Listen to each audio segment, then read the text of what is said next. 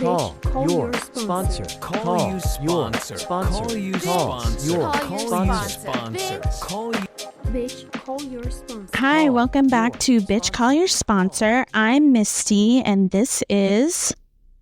Mark Christopher. Good morning, everybody. Good morning. So, Mark is not Sam, and our topic today is change. So, we'll just get right into it. Right. Everything's good with Sam. He's taking a break because of the new job, and so we're getting to do guest hosts on Bitch Call Your Sponsor. And the first person I thought of was Mark, and I'm so excited that you're on. And I have brought the topic for us of change. Thank you for having me, by the way. Oh, good. Thanks. And the topic for change is that how difficult it can be for us sometimes, and how much, I don't know about you, but I really like comfort, even if it's not fun, even if it's not pretty. It's what I'm familiar with. And so I want to hear your experience with change. Well, God, again, I just love you so much, and I hope I live up to Sam's standards, and I just love what you guys do, by the way. So thanks for having me, Veg. Listen, it's funny that because we're doing a few of these today, and one of the other ones is what my favorite topic is, or something I love out of the big book, and it's along these lines. And you know me, and you've known me long enough to know that what I really talk about a lot when I share is about how things are now as opposed to the way that they used to be. And I really find that my take on it is this, to not like take up the whole half an hour, is that I know I think it's important that I stay in a state of spirituality. And I feel like spirituality is always talked about as this, not always, but the longer you're around, we've accepted the spirituality part of it more, that we're more comfortable with being a little, hokey about like, oh my God, there's magic or you know what I mean? This is special. It's supposed to be special, and accepting the special. Whereas when you first come in, it's weird when you start to see like the magic and the change happen, because we are used to of being in the same place. So my embracing of the spirituality has really made it easier, and the want of the change. But the most important thing is that I really feel this power to be able to use my voice, that if anybody messes with my sobriety or my emotional sobriety, I am able to say to them in a more graceful way. At first, I used to like go off or just storm out. Now I am able to say, hey, girl, listen. Like, for example, like there's this group of people that I hang out with, and I do go to bars and I do go to clubs and stuff to hang out with them. And I noticed they were starting to introduce me as the guy who doesn't drink, or when they would say he doesn't drink, they would get like this disgusted look on their face. And I would say to them, that's not how we introduce Mark Christopher. We introduce Mark Christopher as a person first, and not as like, oh, he doesn't drink. So, the power of being able to say, and the acceptance of this is where I'm at right now has been what has really like changed. As I'm really comfortable with being sober. Right. I'm really comfortable with being sober. And one more thing I'll say, I went to a meeting because of the marathon. So I stayed on the west side. So I went to the old, it's on 2nd Street in Santa Monica. It's this old Irish pub. I was walking in. Yeah. Okay, so you know it. King's Head. Yes, the King's Head, Yellow King's Head. And I walked in, and they were putting balloons up. And this was a couple Sundays ago, and they're putting balloons up. And I was like, in my head, I was like, oh, there's something going on here today. And in the meeting, I realized it was fucking St. Patrick's Day. So I was like, I am like in a place of like not even thinking about like, because I would have been there at 6 a.m. Right. Right. So I must be in spiritually, spiritually, I must be in a better place, or, far removed from it, that I'm not thinking about like St. Patrick's Day, so Notice it was St. Patrick's Day. Oh my God. I love that. I love that. And somebody in the meeting said, "Oh, it's St. Patrick's Day." And I was like, "Oh, fuck, that's why they bring up the green gold." So that is so funny. And I love what you shared at the beginning. Are you familiar with the term chuggy? No. Okay, so chuggy is like, because, I'm Gen X, but I identify as Gen Z because I'm on TikTok so much. I love it. And chuggy is when you're referring to something that's kind of boomer, right? It's older. It's like embarrassing, cringe, older, right? And that's what spirituality and the goo-goo magic stuff felt like to me when I first walked in. Like if anybody said something about, oh, it's spiritual, oh, we all are here, it just felt like so kumbaya and embarrassing, and I just was recoiled as if from a hot flame. And then you're right, like as you stick around and like realize like it's okay to embrace that magic, like it's okay to embrace the love that people are giving. And I think that goes to the part of, if I'm not comfortable in my skin and don't love myself, all of that stuff is going to feel way too uncomfortable to try on.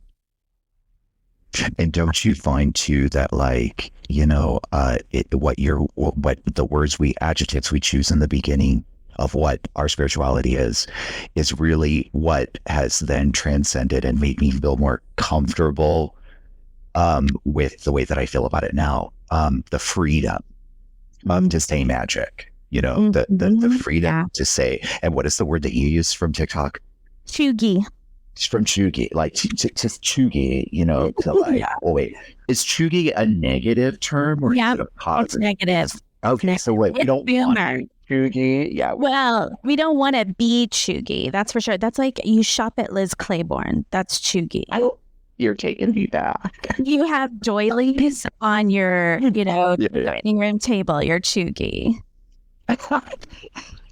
So we're safe, right? I'm safe, but no, it's like I love it because it's like, I don't have to cringe anymore. Like I remember when I first came into, there was a candlelight meeting I went to, and the lady said that she saw like, glitter, and like she had this spiritual experience like before her eyes, and she never drank again. And I literally walked out of that meeting because I was like, this bitch saw glitter, And I was like, you did not see glitter, so I never. That is exactly it. Yeah. And I didn't go back to that meeting until about 2 years ago when I was asked to share because of that reason. So, I think it's important as people that have been around for a while that we like are familiar, familiar with who we're speaking to. And by the way, I was at that same meeting that I was at. This old timer got really mad because the person that was identifying said he was an addict, not an alcoholic. And it was an AA meeting, and he went off about how he should have said he was an alcoholic because it's an Alcoholics Anonymous meeting. And I was inside rooting this old timer on because I was like, this is fantastic, and it's necessary because at an NA meeting, you should say that you're NA. At an Alcoholics Anonymous meeting, you should say you're an alcoholic, Right. You should just right. say it.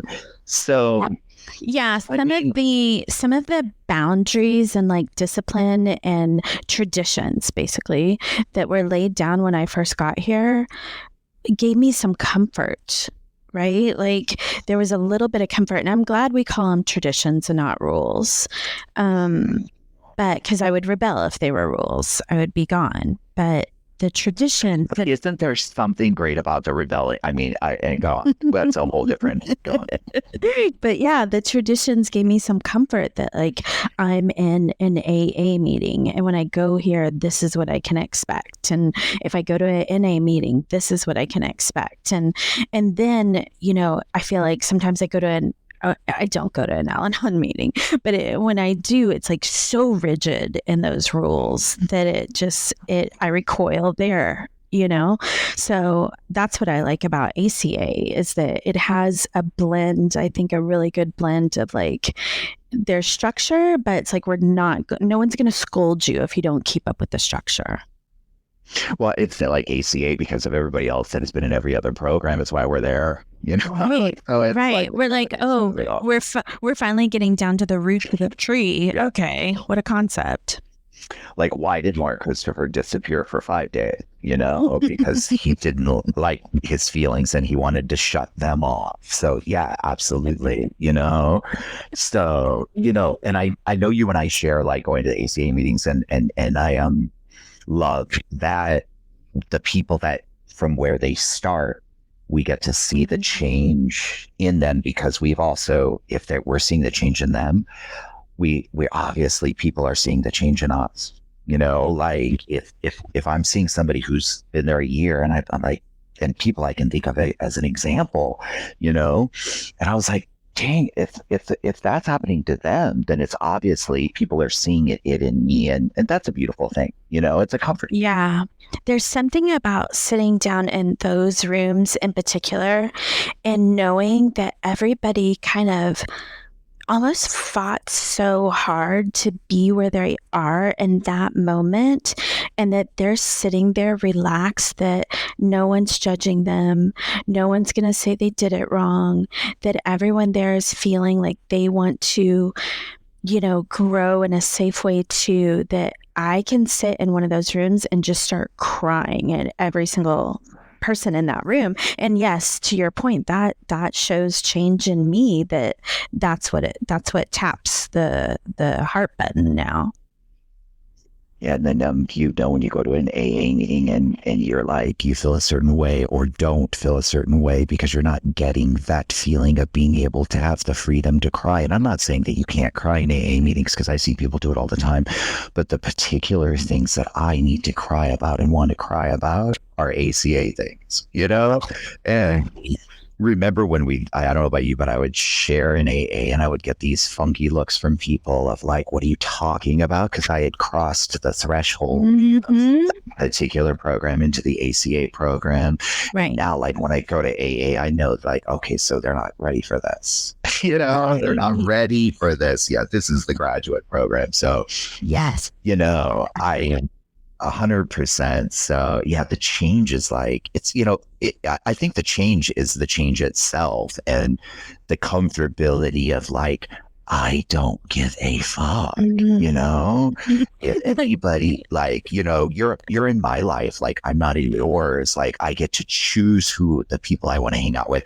Like, you know, remember it was just like me being put in situations and now it's me choosing my situation. So it's free. It's definitely been freedom in the change. But listen, the circle back around to what you originally said about it being uncomfortable. Yeah, it still is. But I think the process of just being able to say, okay, I'm uncomfortable right now. You know, it's like, okay, so and knowing what the feeling is that what you're uncomfortable about, like where, you know, I for me, it's like when I first came in, I was like, I don't know what I'm uncomfortable about. You know, it's like, oh, I'm nervous. You know, okay, you know? Yeah, like it's naming feelings. I mean, I swear, I think it's taken me 30 years to name a feeling. It's just like, you know, I'm ready to take action. What do you mean? What do I feel? Like, what does that have to do with anything? And I'm ready to pounce. I'm ready to pounce on somebody. I'm ready to fight, you know? Exactly. Like, yeah, I was always ready to fight. Now I'm like, what is that? You know? Yeah. So yeah, it's a fantastic subject of change, and you know, I don't know. It's just like it's nice to have some like freedom to I don't know, to like sit with yourself. Like, you know, I share all the time about like being in the now. You know, the time that we have now, we got to fill it with stuff, right? So, you know, we always have to fill it with some. We don't have to fill it with anything. I can sit here and like just I don't know, I can actually watch a movie and like not and actually watch the movie. And not feel like you have to be somewhere else or you're having FOMO somewhere. Yeah, you know, and by the way, I love being on TikTok. Like TikTok will draw me in for like hours. I Like love TikTok. the Cernio triplets, like just so you do know who they are. I just think they're so like I love their connection with each other, you know? I'm here for the this is very spiritual, by the way. I'm here for the J-Lo takedown that's happening on TikTok right now. It is like chef's kiss. They're going around and everyone that's ever had an interaction, like service employees to backup dancers to everything, everyone's spilling the tea and like across the board. And like they're saying that the Block is going to sue her for claiming that she's Jenny from the Block now. And I love it. it is so good. I mean, and usually it's all just intellectual, you know, fodder on there, and then you know, yeah, I'm in the gossipy J-Lo, but I am here for it. It is so good. I love TikTok so much. I have some J-Lo tea for you. Oh, good. Oh, good. Okay, we'll wait to it. Yeah, let's do it offline. I can. Yeah, absolutely.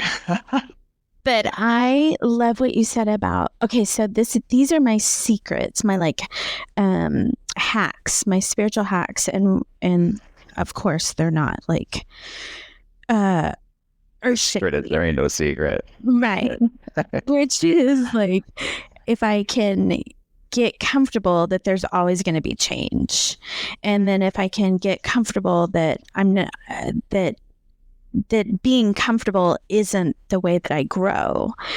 And also something else you said, which is, who gives a fuck? Like, that is a short version of the serenity prayer to me, is that I give zero fucks. And not in that way that I don't care about myself. I care about myself. And I too want to be this like flower that leans towards sunshine. I lean toward love. I lean towards going where there's love and acceptance, and the shade and the dark and the cold where I'm being pushed out no longer feels comfortable anymore. Mm-hmm. That's beautiful. That's really well said.